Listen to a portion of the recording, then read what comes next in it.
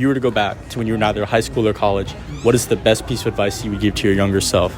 I would say to just not limit yourself, and whatever you want to dream, do, and find a good mentor. Just support you and give you knowledge. I think that's, the most important thing is I set myself up with people who had 10 plus years of experience and put myself in situations by just saying yes and going with the flow. Absolutely. And so for someone who pursued real estate, what is your best piece of advice for someone who's pursuing real estate in 2022?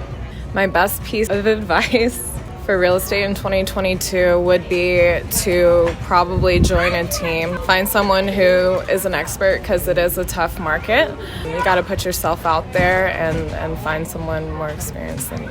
Absolutely. And in your opinion, what do you think are the 3 best cities to invest in real estate in 2022? What are the 3 cities with the best real estate market in 2022? That's a tough one. I actually just looked this up the other day, like the best places to live. Austin was top 5. Austin is booming. I sell real estate here, so of course I'm going to say this is the best investment you can make. Austin, Miami, and Dallas. I think Dallas is exploding. I know a lot of people in Frisco. It's really good right now. Really hot. All right. And so from what you've seen in the business world, or like what you've seen like in the real estate industry, how can someone become wealthy in 2022? From what you've seen in the real estate market or like the business world in general, just throughout your career early on, whether it's like a certain skill set or attribute or like a mindset to have, how can someone become wealthy in 2022? I think, again, just being limitless.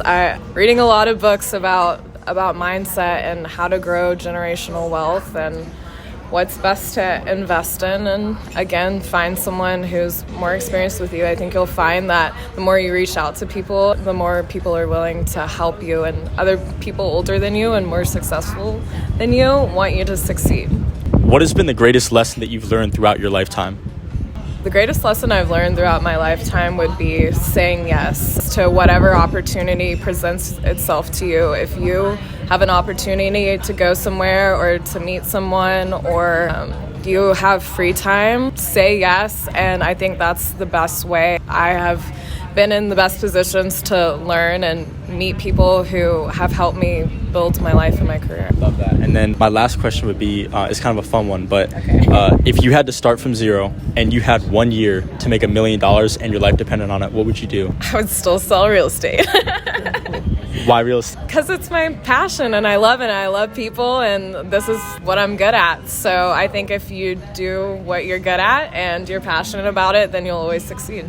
And how do you think you would scale like to that number in a year? Obviously, like breaking into like the luxury market, but as far as like how would you be able to acquire that much volume? I think we were talking about this earlier. You know, there's the same amount of effort can be put in for a $200,000 house versus $1 million house. So, you know, you have to sell 5 $200,000 houses to make $1 million or have that $1 million sale. So meet people and just keep putting yourself out there, and it's going to take a few months, but never stop. That's also key. It takes a few months, but just never stop.